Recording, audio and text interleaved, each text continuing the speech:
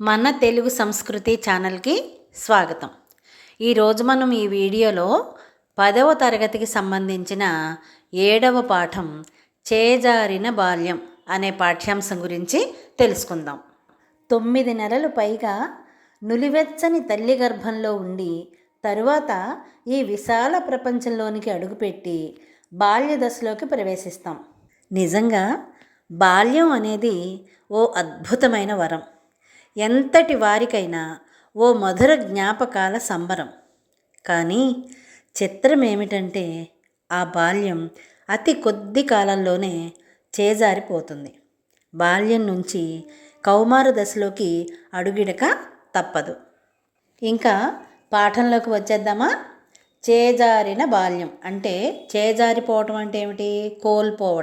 కోల్పోయినటువంటి బాల్యం. ప్రతి మనిషి జీవితంలో ఈ బాల్యాన్ని కోల్పోవటమే. తర్వాత కౌమార దశలోకి వెళ్ళిపోతాం. దీని యొక్క రచయిత శీలా వీర్రాజు గారు. ఇక్కడ చదవండి, ఆలోచించి చెప్పండి అనే శీర్షికలో ఒక పేరా ఇచ్చారు, అది చూద్దాం.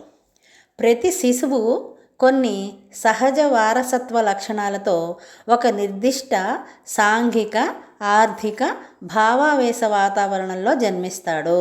అంటే ఒక సమాజంలో ఉంటాం కదా మనం, దానికి ఆర్థిక సంబంధమైన కారణాలు, భావావేశానికి సంబంధమైనటువంటి కారణాలు, సాంఘిక సంబంధమైనటువంటి కారణాలు, ఇవన్నీ కూడా మన చుట్టూ ఉన్నటువంటి ప్రదేశంలో, వాతావరణంలో ఉంటాయి.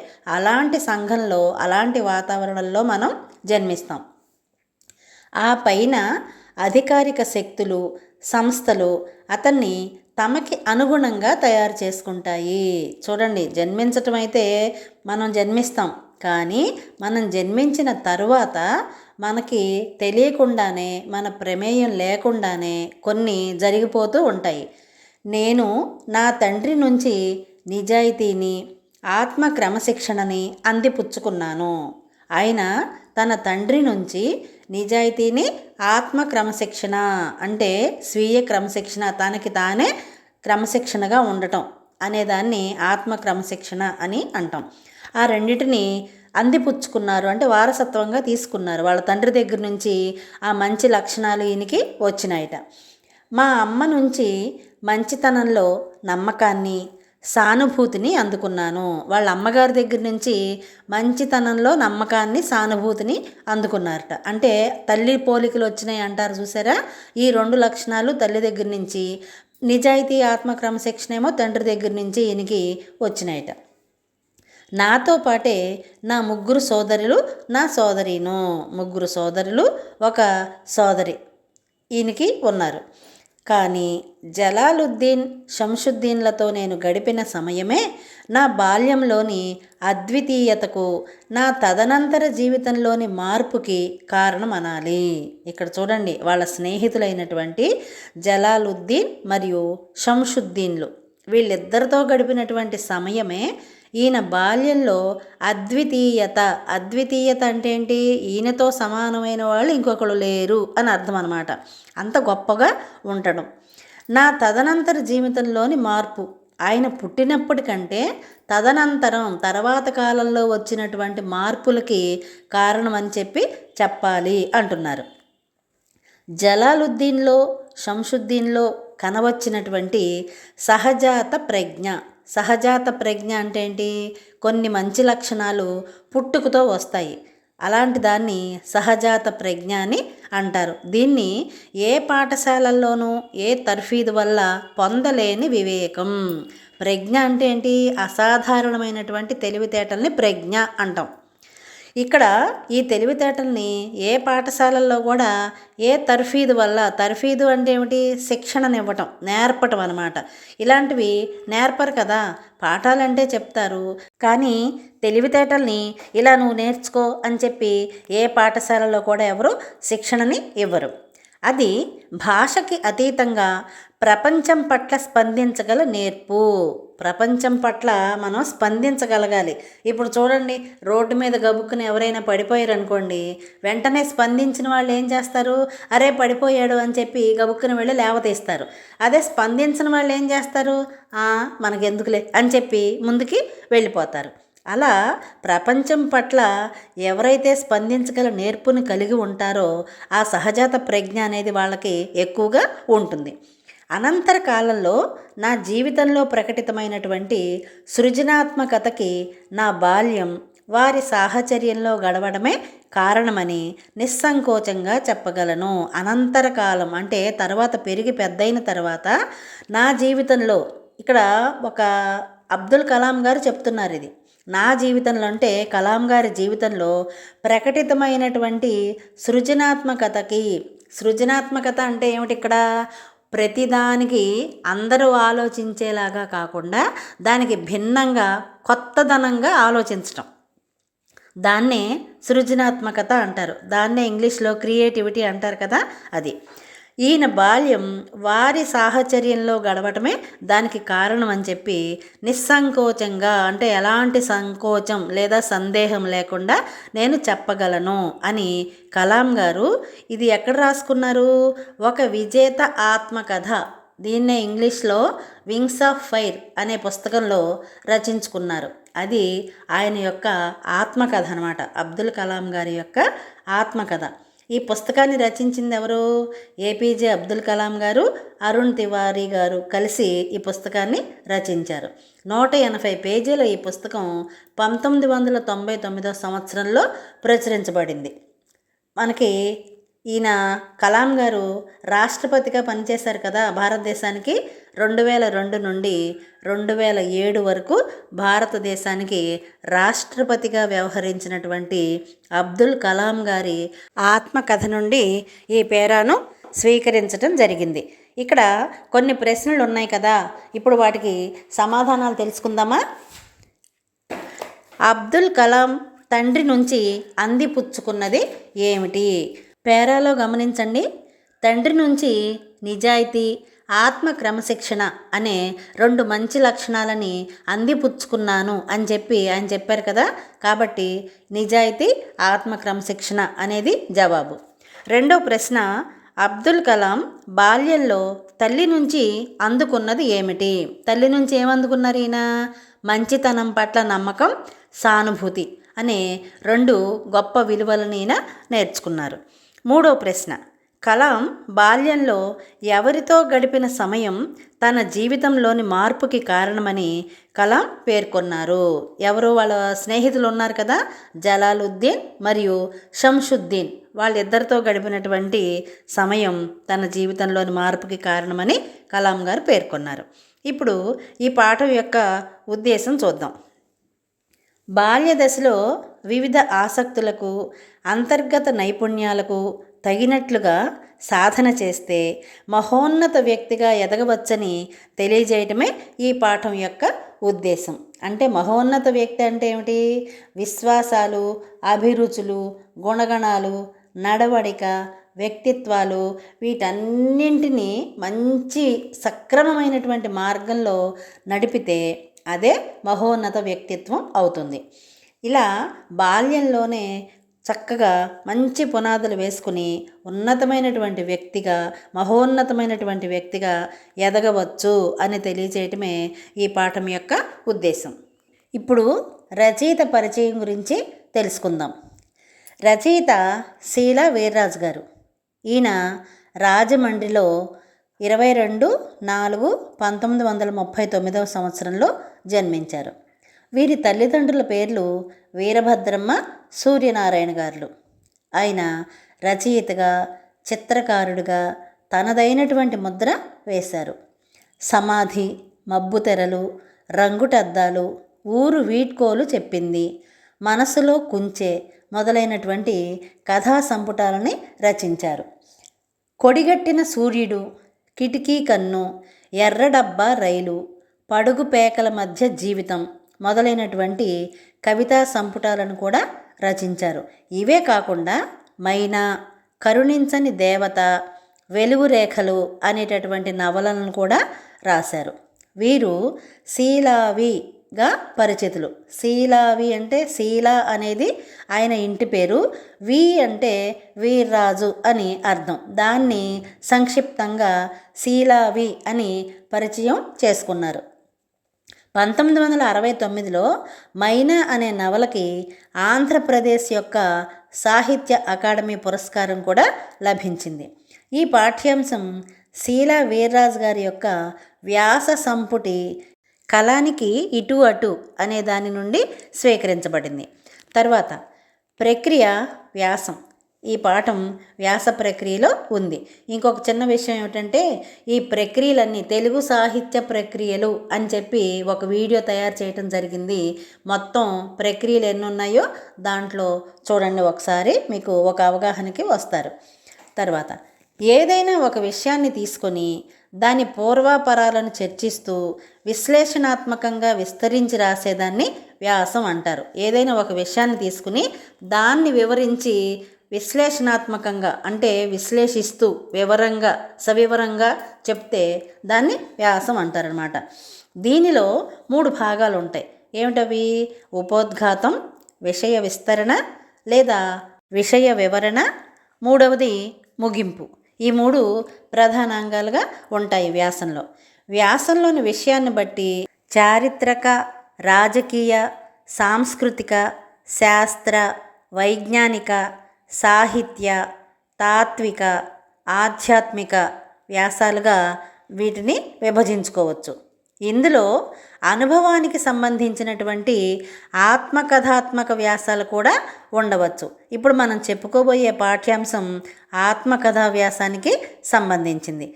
వీర్రాజు గారు మనతో పంచుకున్నటువంటి భావాలను, అనుభవాలను ఇప్పుడు ఆస్వాదిద్దామా? చూడండి. నేను పుట్టి పెరిగిన ఊరిని విడిచిపెట్టి వచ్చేసి 36 ఏళ్ళయింది. ఆ ఊరిని విడిచిపెట్టే నాటికే బాల్యం నా నుంచి పారిపోయి 10 ఏళ్ళయింది. నా బాల్యం అంటే నాకు చాలా ఇష్టం. ఇప్పటికీ నేను అప్పుడప్పుడు చిన్నపిల్లవాడిని అయిపోతుంటాను. అబద్ధం కాదు, నిజంగానే నేను చిన్నవాడిని అయిపోతుంటాను. అలాంటప్పుడు ఇంకా అలానే మరికొంతసేపు ఆ బాల్యంలోనే ఉండిపోతే బాగుండును అనిపిస్తుంది. కల కదా, ఎక్కువసేపు ఉండనివ్వదు. నిజమైతే చాలా రోజులు ఉంటుంది. ఇది కల కాబట్టి ఎక్కువసేపు ఉండదు అని చెబుతున్నారు. చటుక్కున కల చెదిరిపోయి మళ్ళీ నా అసలు వయసులోకి వచ్చేస్తుంటాను. ఎప్పుడైనా రైలు ప్రయాణం చేస్తున్నప్పుడు, సాయంత్రం పూట వర్షం వస్తుంటే ఊళ్ళోకి వెళ్ళలేక గదిలో కూర్చుని కిటికీలో నుంచి వెనక వీధిలో చూస్తున్నప్పుడు, పుట్టినరోజు నాడో నాకెందుకో విధిగా బాల్యం గుర్తుకు వస్తూనే ఉంటుంది. ఏ ఏడాదికి ఆ ఏడాది బాల్యానికి నేను దూరం జరిగిపోతున్నాననే దిగులు వల్లనో ఏమో మరి ఆ రోజులు మళ్ళీ వస్తే బాగుండును కదా అని కూడా అనుకుంటాను. మాటి మాటికి ఈయన అనుకుంటూ ఉంటారట, మళ్ళీ నాకు బాల్యం తిరిగి వస్తే బాగుండును అని. తర్వాత ఎంత అమాయకమైన రోజులవి, ఎంత చక్కని రోజులవి. ఆటపాటలతో ఆనందంగా, హాయిగా, నిష్కల్మషంగా, ఏ చీకు చింత లేకుండా గడిచిపోయాయి. నిష్కల్మషం అంటే ఏమిటి? మనసులో ఎలాంటి కుట్రలు, కుతంత్రాలు, చెడు ఆలోచనలు లేకుండా ఉండటం. చీకు చింత అంటే ఏంటి? ఏ బాధ్యతలు, బరువులు, బాధలు లేకుండా ఉండటం. చూస్తుండగానే బాల్యం చెయ్యి జారిపోయిందంటే బాల్యాన్ని కోల్పోయాను అని చెప్తున్నారు. మాటి మాటికి నువ్వు అలా మారం చేయటానికి నువ్వు ఇంకా చిన్నపిల్లవాడివేననుకుంటున్నావా అని నాన్న కోప్పడినప్పుడే నేను నా బాల్యాన్ని దాటుకుని వచ్చేసాననే విషయం అర్థమైంది. చితికిపోయిన మధ్యతరగతి కుటుంబంలో బాల్యం ఎలా గడుస్తుందో అలానే గడిచింది నాకును. చితికిపోయినటువంటి మధ్యతరగతి కుటుంబం అంటే బాగా ఉన్నవాళ్ళు కాదు, అలాని బాగా లేని వాళ్ళు కూడా కాదు, అటు ఇటుగా మధ్యస్థంగా ఉండేవారనమాట. చితికిపోవటం అంటే ఏమిటి? ఒకప్పుడు బాగా ధనవంతులయ్యుండి తర్వాత కాలంలో రాను రాను పేదవాళ్ళుగా మారిపోవటం, దాన్నే చితికిపోవటం అంటారు. మన ఇళ్ళ దగ్గర పెద్దవాళ్ళు అంటూ ఉంటారు కదా, వాళ్ళు ఒకప్పుడు బాగా బతికారా, ఇప్పుడు చితికిపోయారు అంటారు కదా, అదనమాట. అట్ట చితికిపోవటం అంటే డబ్బు లేని వాళ్ళు అయ్యారు అని అర్థం. బాల్యాన్ని తలుచుకుని గర్వపడే ప్రత్యేకతలేవి నాకు లేవు. ఆయన చిన్నతనంలో, ఆయన బాల్యంలో ఫలానా మంచి విషయం జరిగింది, అలా గుర్తుండిపోయే విహారయాత్రకు వెళ్ళాను, లేకపోతే మా నాన్నగారు నాకు ఖరీదైన వస్తువు నాకు కావాల్సింది నేను అడిగింది కొనిపెట్టారు అని చెప్పుకోవటానికి గర్వపడే విషయాలు ఏమీ కూడా ఆయనకి బాల్యంలో లేవుట. కానీ ఈనాడు నన్ను నేను చూసుకుని గర్వపడటానికి, తృప్తి పడటానికి కారణమైన మూల బీజాలు మాత్రం నా బాల్యంలోనే ఉన్నాయి. చూడండి, చిన్నప్పుడు ఏమీ లేవు, కానీ ఆయన పెరిగి పెద్దయిన తర్వాత ఆయన గర్వపడేలాగా, తృప్తి పడేలాగా చేయటానికి కావలసినటువంటి మూల బీజాలు మాత్రం, అంటే పునాదులు మాత్రం ఆయన బాల్యంలోనే ఉన్నాయట. నేను చిత్రకారుణ్ణి కావటానికి, సాహితీవేత్తను అవటానికి ఆ రోజుల్లోనే పునాదులు పడ్డాయి. మనం కవి పరిచయంలో చెప్పుకున్నాం కదా, చిత్రకారుడు సాహితీవేత్త అని చెప్పి. చిత్రకారుడు అంటే బొమ్మలు వేసేవాళ్ళు, సాహితీవేత్త అంటే రచనలు లేదా సాహిత్యాన్ని రచించేవాళ్ళు. నాకు ఇంకా గుర్తుంది, చిన్నప్పుడు మా ఇంటికి వెనక వీధిలో రామ్మూర్తి గారని ఒక ముసలాయన ప్రైవేట్లు చెప్తుండేవారు. ₹1 ఫీజు తీసుకునేవాళ్ళు.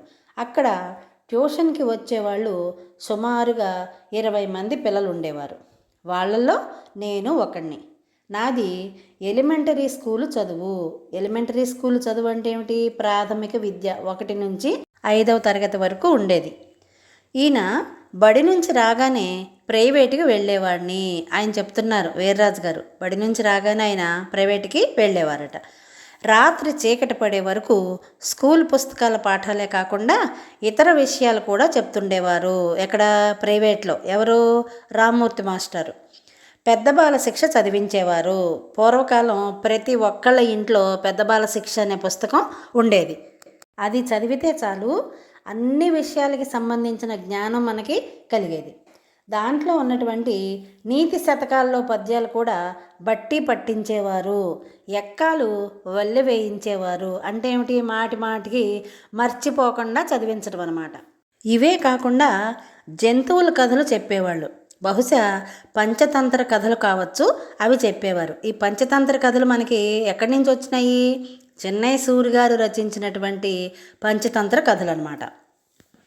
ఒక రోజున పాఠాలు చెప్పటం అయిపోయాక ఇంకా చీకటి పడలేదు కదా అని బొమ్మలు వేయమన్నారు. నేను ఏమేం బొమ్మలు వేసానో తెలుసా? విమానం బొమ్మ, ఇల్లు బొమ్మ, కిరసనాయిలు బుడ్డి దీపం బొమ్మ వేశాను. యుద్ధం రోజులు తరచుగా ఆకాశంలో కాస్త కింద నుంచి విమానాలు ఎగురుతుండగా చూసినందువల్లనో ఏమో అది నాకు గుర్తుండి ఆ విమానం బొమ్మని వేశాను. మా ప్రైవేటు చెప్పే అరుగు ఎదురుగా రోడ్డు మీద కిరసనాయిలు వీధి దీపం ఉండేది. అప్పుడే ఒక ఆయన చిన్న నిచ్చెనతో వచ్చి బుడ్డి దీపంలో కిరసనాయిలు వేసి వెళ్ళటం చూసినందువల్ల మనసులో ఆ రూపం మెదిలి దాని బొమ్మ వేశాను. ఆ రోజుల్లో మా ఊళ్ళో పెద్ద పెద్ద రోడ్లలో మాత్రమే కరెంటు దీపాలు ఉండేవి. మిగిలినటువంటి చిన్న చిన్న వీధులన్నింటిలో కూడా కిరసనాయిల దీపాలే ఉండేవి. అంటే విద్యుత్ శక్తి అన్ని ప్రాంతాల్లోకి ప్రవేశించలేదు. అప్పుడు కొన్ని ప్రాంతాల్లోకి మాత్రమే ఉండేదన్నమాట. ఆ రోజున నేను వేసిన బొమ్మలకి నాకు ఫస్ట్ మార్కు వేశారు. బాగా వేశానని మెచ్చుకున్నారు రామ్మూర్తి మాస్టారు. పలక మీద వేసిన ఆ బొమ్మలు చెరిగిపోకుండా జాగ్రత్తగా ఇంటికి తీసుకువెళ్ళి మా అమ్మా నాన్నలకి కూడా చూపించాను. వాళ్ళు కూడా బాగున్నాయి అన్నారు. నేను బొమ్మలు బాగా వేస్తాను కాబోలు అనుకున్నాను. అప్పటి నుంచి అప్పుడప్పుడు ఇంటి దగ్గర క్లాసు పుస్తకాల్లోని బొమ్మల్ని కాపీ చేసి వేస్తుండేవాడిని. అంటే క్లాస్ పుస్తకాల్లో ఉన్నటువంటి బొమ్మల్ని చూసి వేరే కాగితం మీద కానీ పలక మీద కానీ వేసేవాడు. పలక మీద బలపంతో వేస్తుండేవాడినల్లా కాగితం మీద పెన్సిల్తో వేయటం మొదలుపెట్టాను. కొంతకాలానికి చేయి తిరిగింది. అంటే ఏమిటి చేయి తిరగటం? అంటే బొమ్మలు వేయటంలో ఉన్నటువంటి మెలకువలు తెలిసినాయి. సులభంగా ఎలా బొమ్మలు వేయాలో, వేగంగా ఎలా బొమ్మలు వేయాలో కూడా ఈయనకి అర్థమైంది. ఆ తర్వాత హై స్కూల్ రోజులు, వాటర్ కలర్ బొమ్మలు, దామెర్ల రామారావు ఆర్ట్ గ్యాలరీ వాళ్ళు హై స్కూల్ విద్యార్థుల కోసం నిర్వహించేటటువంటి పోటీలలో పాల్గొనటాలు జరిగేవి. ప్రతి పోటీలో కూడా ఈయన పాల్గొనేవారు అనమాట. మా పెదనాన్నగారు మేము పక్కపక్కనే ఉండేవాళ్ళం. మా పెద్దమ్మకి ఒక అక్క ఉండేది. ఆమెకి చిన్నప్పుడే వైధవ్యం సంభవించి తల్లిదండ్రులు చనిపోతే మా పెద్దమ్మ ఇంటికే వచ్చి చేరింది. వైధవ్యం అంటే భర్త చనిపోవటం, భార్యకి భర్త చనిపోతే వైధవ్యం అని సంభవించింది అని చెప్తారు. తల్లిదండ్రులు చనిపోతే ఆవిడేం చేసిందట, వీళ్ళ పెద్దమ్మ గారి ఇంటికే వచ్చేసి ఉండేదిట. ఆవిడికి పిల్లలు లేరు. ఆమెకు ప్రత్యేకంగా ఒక గది ఉండేదిట. ఆ గది నిండా బొమ్మలే. ఎలాంటి బొమ్మలు ఉండేవి? ప్లాస్టిక్వి, చెక్కవి, ఇత్తడివి, గాజువి, పింగాణివి, ఇలా చిన్న చిన్న ఆట బొమ్మలు గది గోడల మీద, పెట్టెల మీద ఒక్క అడుగైనా సరే ఖాళీ లేకుండా అంతటా నిండి ఉండేవిట. పిల్లల్ని ఎవరిని కూడా ఆ గదిలోకి రానిచ్చేది కాదుట ఆవిడ. ఈయనేం చేసేవాళ్ళట, కిటికీలో నుంచో లేకపోతే కొద్దిగా తీసిన తలుపు రెక్కల ఖాళీలో నుంచో ఆ బొమ్మలను చూసి ఆశ్చర్యపోయేవారంట ఈయన వీర్రాజు గారు. ఆ ఆసక్తే ఆ తర్వాత నాకు కళాఖండాల సేకరణ పట్ల అభిరుచి కలగటానికి కారణం అయింది. అభిరుచి అంటే ఏమిటి? ఎక్కువ ఇష్టం. కళాఖండాలు అంటే రకరకాల బొమ్మలు, మంచి మంచి చిత్రాలు సేకరించడం ఈయనకి అభిరుచిగా మారిందిట. తర్వాత ఆస్తి పంపకాల్లో మా నాన్నగారికి వచ్చిన వాటాలో వీధి వైపునకు ఒక గది ఉండేది. ఆస్తి పంపకాలు జరుగుతూ ఉంటాయి కదా, తండ్రికి ఉన్నటువంటి బిడ్డలకి ఆయన ఆస్తి అంతా పంచుతారు. అలాగే వీళ్ళ నాన్నగారికి వచ్చినటువంటి వాటాలో వీధి వైపునకి ఒక గది ఉండేదిట. ఆ గదికి ఆకుపచ్చవి, ఎర్రవి అద్దాల రెక్కలు ఉన్నటువంటి కిటికీలు ఉండేవిట. చిన్నప్పుడు ఆ రంగురంగుల అద్దాల్లోంచి వీధిలో వచ్చేపోయే జనాల్ని చూడటం భలే సరదాగా ఉండేది. ఎందుకని సరదాగా ఉండేది ఆయనకి? మధ్యాహ్నం దాటిన తర్వాత ఎండ ఆ అద్దాల కిటికీలో నుంచి గదిలో పడి రంగులు గది నిండా పరుచుకుంటే చూడటానికి ఎంతో ముచ్చట వేసేది. అంటే ఎండ ఏ రంగు అద్దాల్లో నుంచి పడితే ఆ రంగు వెలుతురు మనకి గది నిండా పరుచుకుంటుందన్నమాట. అందుకని ఈయనకి ఆ గదిలో ఉండటం అంటే ఇష్టం. ఆ గదిలోనే ఈయన చదువుకోవటానికి ఆ గదినే వాడుకునేవాడండి ఈయన. బాల్యంలోని ఈ సంఘటనలు, దృశ్యాలే నాలో ఒక చిత్రకారుడు తయారు కావటానికి కారణం అయి ఉండవచ్చు. ఆ రంగురంగుల చిత్రాలు, రంగురంగుల దృశ్యాలు చూడటం వల్లే ఈయనకి బొమ్మలు గీయాలి అనేటటువంటి తపన అప్పటి నుంచే ఈయనకి ప్రారంభం అయి ఉండవచ్చు. వీటికి తోడు మా ఊరిని ఆనుకుని విశాలంగా పరుచుకుని ప్రవహించే జీవనది గోదావరి. దాని మీద ఊగిసలాడుతూ కదిలే పడవలు, రంగురంగుల ఆకాశం, ఊరి చుట్టూ అల్లుకుపోయిన చెట్లు చేమలు, ఇవన్నీ కూడా పరోక్షంగా నాలో చిత్రకళ పట్ల ఆసక్తి కలగటానికి బాల్యంలో దోహదం చేసి ఉండవచ్చు.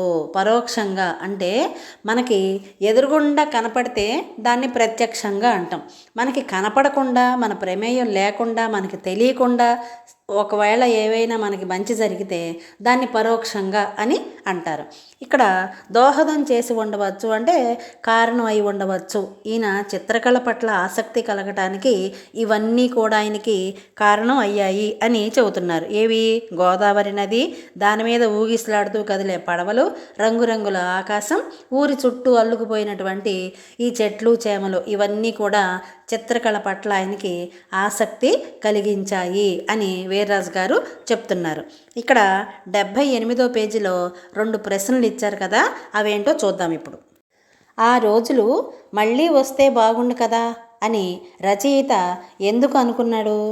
ఎందుకని అనుకోవటం అంటే బాల్యంలోని మధురమైన అనుభూతులు ఉంటాయి కదా, అవి మళ్ళీ మళ్ళీ అనుభవించాలనే కోరికతో ఆ రోజులు మళ్ళీ వస్తే బాగుండు కదా అని చెప్పి రచయిత అనుకుని ఉండవచ్చు. రెండవది, వీధిలో కిరసనాయిలు దీపాలు ఎందుకు వెలిగించవలసి వచ్చింది? మరి పూర్వకాలం విద్యుత్తు అందరికీ అందుబాటులో ఉండేది కాదు. కేవలం కొన్ని చోట్ల మాత్రమే, పెద్ద పెద్ద రోడ్లలో, పెద్ద పెద్ద నగరాల్లో మాత్రమే అందుబాటులోకి వచ్చింది.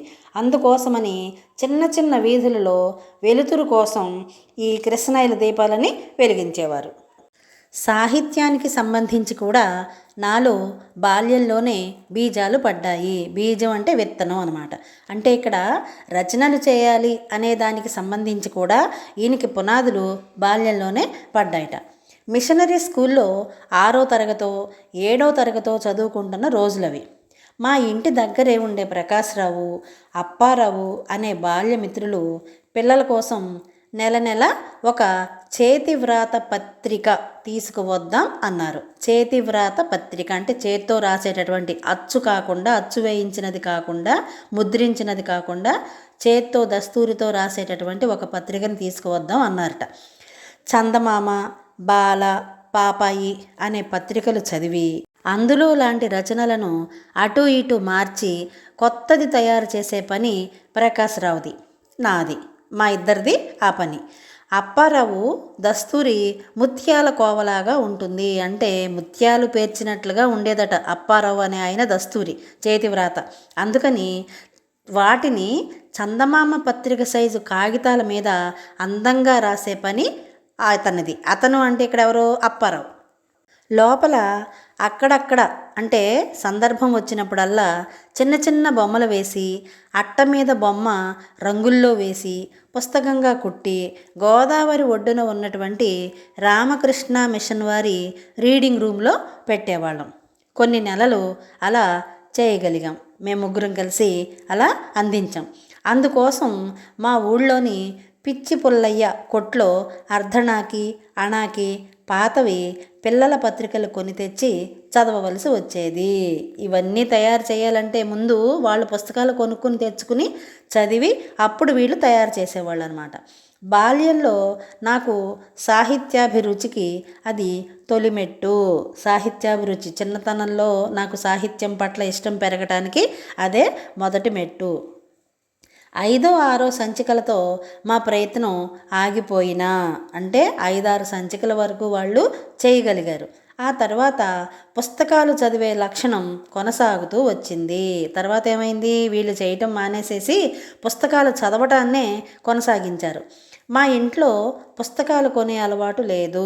మా తల్లిదండ్రులు ఇద్దరిది వానాకాలం చదివే. వీళ్ళ ఇంట్లో పుస్తకాలు కొనే అలవాటు ఎవరికి లేదు. వాళ్ళ అమ్మా నాన్న ఇద్దరు కూడా వానాకాలం చదివేట. అంటే ఏమిటి ఇక్కడ అర్థం? వర్షాకాలంలో వర్షాలు వస్తే బడికి వెళ్ళటం మానేసేవాళ్ళు. అదీ కాక పూర్వకాలంలో రచ్చబండల మీద, ఎవరి ఇంటి ముందైనా విశాలమైన ప్రదేశం ఉంటే అక్కడ, లేదంటే చెట్టు కింద పాఠశాలల్ని నిర్వహించేవాళ్ళు. ఒక ప్రత్యేకమైనటువంటి ప్రదేశం అంటూ దానికి ఏమీ ఉండేది కాదు ఇప్పట్లాగా. వర్షం వస్తే ఆ రోజున పాఠశాల జరిగేది కాదు. అందుకనే మరి ఎక్కువ రోజులు చదువు సాగకపోయేది కాబట్టి దాన్ని వానాకాలం చదువు అని అంటారు. అంటే ఎక్కువ రోజులు చదువుకోలేదు, చదువు సాగలేదు అని చెప్పడం అన్నమాట. ఇక్కడ ఇంకో చిన్న విషయం. వీళ్ళు పుస్తకాలు అంటే పిల్లల పత్రికలు అర్ధణాకి, అణాకి కొనుక్కునే వాళ్ళం అని చెప్పారు కదా. అర్ధణ అంటే 3 పైసలు, అణ అంటే 6 పైసలు. ఇవి బ్రిటిష్ వాళ్ళ కాలంలో వాళ్ళు పెట్టినటువంటి డబ్బుల్ని కొలిచేటటువంటి నాణేలు. ఇప్పుడు మనం రూపాయి, 2 రూపాయలు అంటున్నాం కదా, అలాగే అర్ధణ, అణ, దమ్మిడి ఇంకా చాలా ఉన్నాయి. ఇప్పుడు ఈ 2 మనకు వచ్చినాయి కాబట్టి దీని గురించి చెప్పుకుంటున్నాం. అర్ధణ అంటే 3 పైసలు, అణ అంటే 6 పైసలు. మ్యాగజైన్లు, పుస్తకాలే కాక దినపత్రిక కూడా కొనే అలవాటు లేదు. దినపత్రిక అంటే ఏంటి? ప్రతిరోజు వచ్చేదాన్ని దినపత్రిక అంటారు. వారానికి ఒకసారి వస్తే వారపత్రిక అంటారు. 15 రోజులకు ఒకసారి వస్తే పక్షపత్రిక అంటారు. మరి నెలకు ఒకసారి వస్తే మాసపత్రిక అంటారు. 3 నెలలకు ఒకసారి వస్తే త్రైమాసిక పత్రిక అని అంటారు. అందువల్ల బాల్యమిత్రుడైనటువంటి ప్రకాశ్రావు దగ్గర నుంచి పుస్తకాలు తెచ్చుకుని కానీ, లేకపోతే లైబ్రరీకి వెళ్ళి కానీ చదివేవాడిని. ఆ చదివే గుణం ఆ తర్వాత రాసే అభిరుచిలోకి పరిణామం చెందింది. పరిణామం అంటే ఏమిటి? మార్పు చెందింది. అభిరుచి అంటే ఇష్టం. చదివేవాడల్లా రాసే స్థాయికి ఎదిగాడనమాట ఈయన. సృజనాత్మక విషయాలలోనే కాదు, నా అభిరుచులు, నా విశ్వాసాలు, నా గుణగణాలు, నా నడవడిక, నా వ్యక్తిత్వానికి సంబంధించిన అన్ని అంశాలకు కూడా చాలా వరకు బాల్యంలోనే పునాదులు పడ్డాయి. అభిరుచులు, నా ఇష్టాలు, నాకు ఉన్నటువంటి విశ్వాసాలు, నా గుణాలు, నా మంచి నడవడిక, నా వ్యక్తిత్వం ఇవన్నీ కూడా నాకు బాల్యంలోనే మంచి పునాదులు పడబట్టి మంచిగా నేను ఎదగగలిగాను అని చెబుతున్నారు కవిగారు.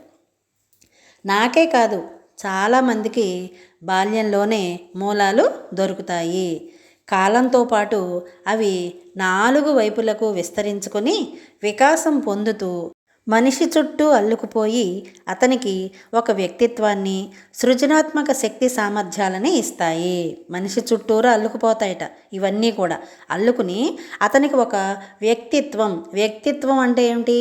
ఒక మనిషి యొక్క మంచి తత్వం లేదా స్వభావం లేదా నడవడిక.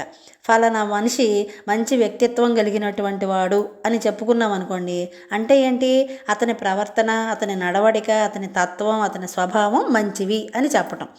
సృజనాత్మక శక్తి సామర్థ్యాలు అంటే అందరికంటే భిన్నంగా కొత్తగా ఆలోచించేటటువంటి శక్తి సామర్థ్యం కూడా కలుగుతుంది. 8 వీధులతో కూడినటువంటి మా పేటలో 95% మంది చేనేత కుటుంబాల వారే ఉండేవాళ్ళు. వాళ్ళందరూ కూడా వృత్తి పని చేసుకునేవాళ్ళు. ప్రతి వీధిలో కూడా 5-6 చొప్పున వెలసిన మూసల కంపెనీల్లోనూ, మూసలు అంటే ఏమిటి? అచ్చులు అనమాట. ఏదైనా ఒక వస్తువు తయారు చేయాలంటే, ఇప్పుడు కొండ తయారు చేయాలనుకోండి, దాన్ని కుమ్మరి అతను ఏం చేస్తాడు? ఆ చక్రం మీద పెట్టి దాని మీద మట్టి ముద్ద పెట్టి చేత్తోటి ఏ ఆకారంలో కావాలో అక్కడ నొక్కుతూ పెద్దగా రావాల్సిన చోట వెడల్పుగా చేస్తూ కుండని తయారు చేస్తాడు. కానీ కొన్ని వస్తువులను తయారు చేసేటప్పుడు ఏదైనా కరిగించి, ఇప్పుడు ఇత్తడి ఉందనుకోండి, ద్రవ పదార్థంలో ఉన్నటువంటి ఇత్తడిని కానీ అల్యూమినియాన్ని కానీ కరిగించేసేసి మూసల్లో పోసేస్తే, ఆ అచ్చుల్లో పోసేస్తే ఆ అచ్చు ఏ ఆకారంలో ఉందో అదే ఆకారంలో ఆ పాత్ర తయారవుతుందన్నమాట. ఇప్పుడు మనం మైనం ఒత్తులు తయారు చేస్తాం కదా, కొవ్వొత్తులు, దానికి కూడా మూసలు ఉంటాయి, అచ్చులు ఉంటాయి. ఆ అచ్చుల్ని పెట్టి మైనాన్ని కరగబెట్టి దాంట్లో పోసేసి అవి బిగుసుకుని కొవ్వొత్తులు తయారవుతాయి. అలాంటి వాటిల్నే మూసలు లేదా క్రూసిబుల్స్ అని అంటారు. ఈ కంపెనీల్లో పనిచేసే వాళ్ళందరూ కూడా సగం కంటే ఎక్కువే ఉండేవారట వీళ్ళ వీధుల్లో. మిగిలిన వారందరూ కూడా బట్టల దుకాణాల్లో గుమాస్తాలుగా పనిచేస్తూ ఉండేవారు. అప్పట్లో చదువుకునేవారు చాలా తక్కువ. ఎందుకని? అన్ని పాఠశాలలు లేవు, అంతమంది ఉపాధ్యాయులు ఉండేవారు కాదు, చదువుకునేవాళ్ళు తక్కువ, శ్రమించేవాళ్ళు ఎక్కువ. అంతా శ్రామిక వర్గమే, ఎక్కువ మంది శ్రమించేవాళ్ళే, శ్రమపడి కష్టపడి పని చేసుకునేవాళ్ళు అనమాట. నా 14వ ఏట తూర్పుగోదావరి జిల్లా విద్యార్థి ఫెడరేషన్ ఆధ్వర్యంలో రాజమండ్రిలో జరిగినటువంటి మహాసభల సందర్భంగా ఒక ఆర్ట్ ఎగ్జిబిషన్ పెట్టారట. అందులో ఈయన ప్రదర్శించినటువంటి చిత్రానికి ప్రథమ బహుమతి వచ్చిందట. దానికోసం గరికపాటి రాజారావు గారి చేతుల మీదుగా, డాక్టర్ గరికపాటి రాజారావు గారి చేతుల మీదుగా ఆ బహుమతిని వీర్రాజు గారు అందుకున్నారట. అదే నా తొలి బహుమతి కావటం నాకు కొత్త అనుభవం. ఈయన అందుకున్నటువంటి మొట్టమొదటి బహుమతి అదేట. అందుకని ఆయనకి కొత్తగా అనుభూతి చెందారట. ఇప్పటి నాకు నా బాల్యానికి మధ్య 4.5 దశాబ్దాల దూరం ఉంది. 4.5 దశాబ్దాలు అంటే, దశాబ్దం అంటే 10 సంవత్సరాలు, 4.5 దశాబ్దాలు అంటే 45 సంవత్సరాల దూరం ఉందిట. ఇన్నేళ్లలో దేశ సామాజిక, ఆర్థిక, రాజకీయ, సాంస్కృతిక రంగాలలో ఎన్నో మార్పులు వచ్చాయి. ఈ 45 సంవత్సరాలలో దేశంలో సామాజికంగా అంటే సమాజపరంగా, ఆర్థికంగా, రాజకీయంగా, సాంస్కృతిక రంగాలలో చాలా మార్పులు వచ్చాయట. అలాగే నాలోనూ ఎన్నో మార్పులు వచ్చాయి. వీర్రాజు గారిలో కూడా ఎన్నో మార్పులు వచ్చాయట. ఎవరికైనా సహజం కదా, మార్పు అనివార్యం అని కార్ల్ మార్క్స్ అన్నారు. అలాగే ప్రతి మనిషి కూడా మార్పు చెందుతూనే ఉంటారు. పరిస్థితులు మారుతాయి, మనుషులు మారుతారు. ఎన్నెన్నో ప్రభావాలు నా మీద పడ్డాయి. చూడండి, ఎన్నెన్నో ప్రభావాలు. కొంతమందిని చూసి మంచిగా మనం ప్రభావం చెందుతాం, కొంతమంది చెడ్డ ప్రభావం కూడా ఒక్కొక్కసారి మనుషుల మీద పడుతూ ఉంటుంది. అలాంటి వాటికి మనం దూరంగా ఉండాలి. కొత్త కొత్త అభిరుచులు ఏర్పడ్డాయి. ఇష్టాలు, అభిరుచులు అంటే ఇష్టాలు అని చెప్పుకున్నాం కదా ఇందాక. కొత్త కొత్త ఇష్టాలు ఏర్పడ్డాయిట. కొత్త మిత్రులు ఏర్పడ్డారు. మరి పుట్టినప్పటి నుంచి చివరి వరకు ఒకే ప్రదేశంలో ఉండం కదా మనం.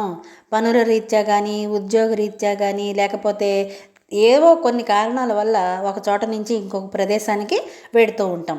ఆ వెళ్ళినటువంటి కొత్త ప్రదేశంలో మళ్ళీ కొంతమంది మనకి కొత్త మిత్రులు ఏర్పడతారు. అయినా సరే బాల్య మిత్రుల్ని నేను వదులుకోలేదు. కొత్త మిత్రులు వచ్చారు కదా అని చెప్పి పాత మిత్రుల్ని వదులుకోకూడదు. అలాగే వీర్రాజు గారు కూడా వదులుకోలేదుట. వాళ్ళు నన్ను వదిలేయలేదు.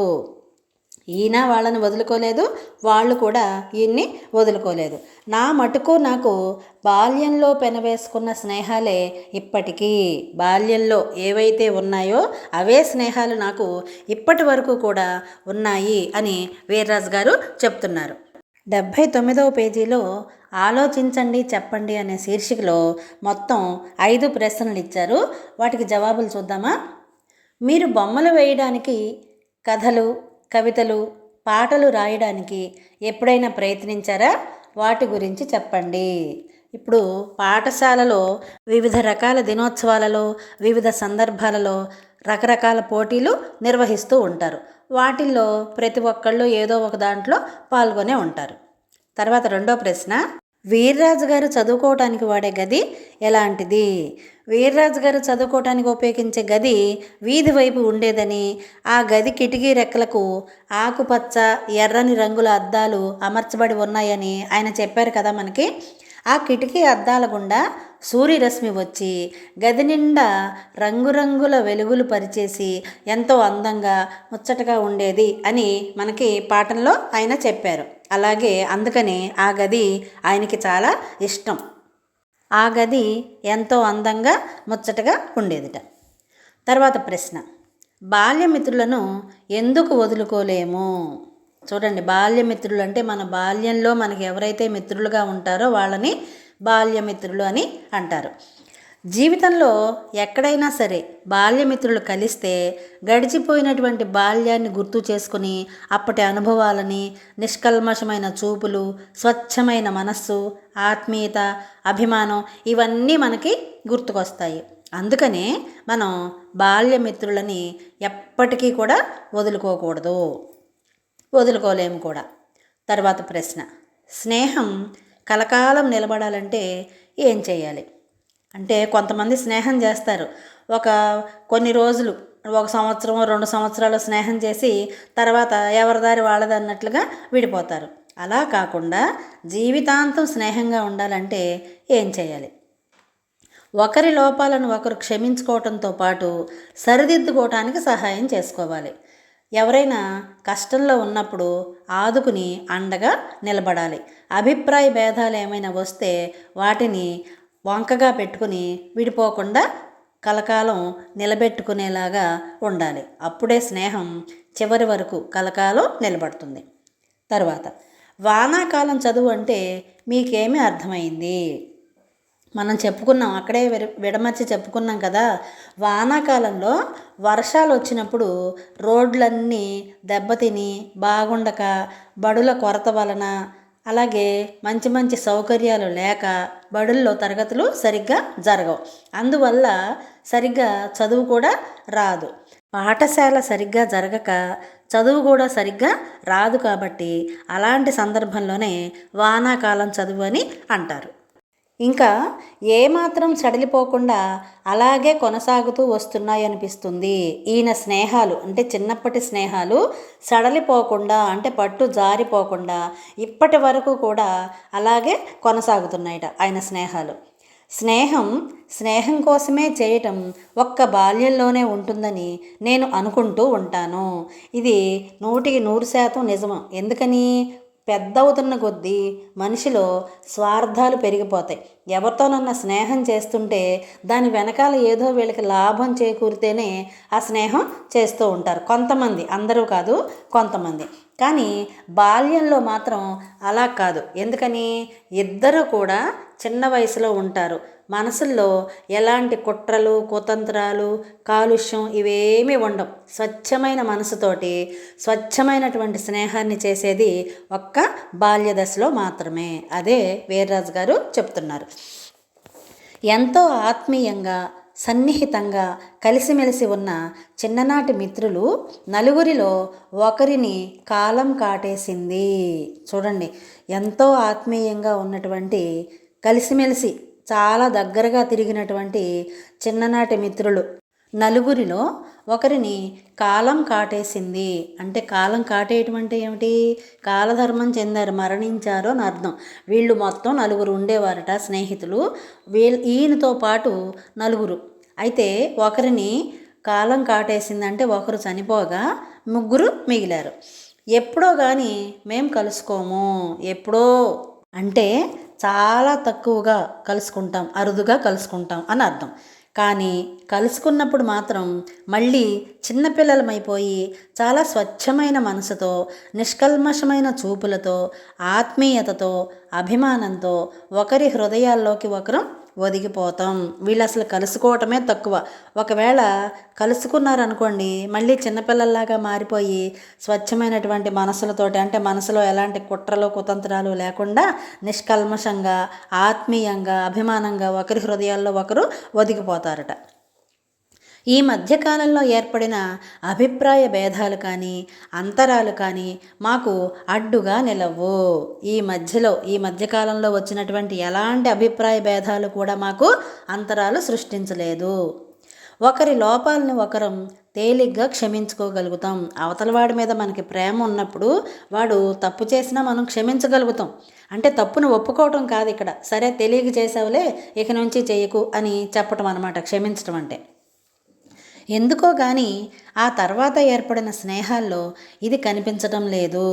చూడండి, బాల్య స్నేహానికి పెద్దయిన తర్వాత ఏర్పడిన స్నేహాలకి చాలా వ్యత్యాసం ఉంటుంది. ఎందుకని? బాల్య స్నేహితుల్లో కల్మషం ఉండదని మనం ముందు చెప్పుకున్నాం కదా. కానీ పెద్ద అవుతున్న తర్వాత ఏర్పడిన స్నేహాల్లో ఏంటి? అవసరాలు తీర్చుకోవటానికి మాత్రమే కొంతమంది స్నేహాలు చేస్తారు. ఇది అందరికీ వర్తించదు, కొంతమంది విషయంలో మాత్రం.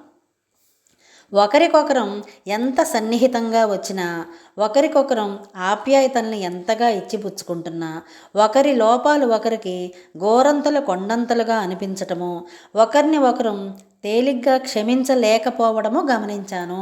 చూడండి, ఆప్యాయంగా ఉంటున్నారు, ఒకరికొకరు సన్నిహితంగా ఉంటున్నారు. అంటే దగ్గరగా కూర్చున్నంత మాత్రాన వాళ్ళు సన్నిహితంగా ఉన్నారు అని మనం చెప్పలేం. ఎందుకని?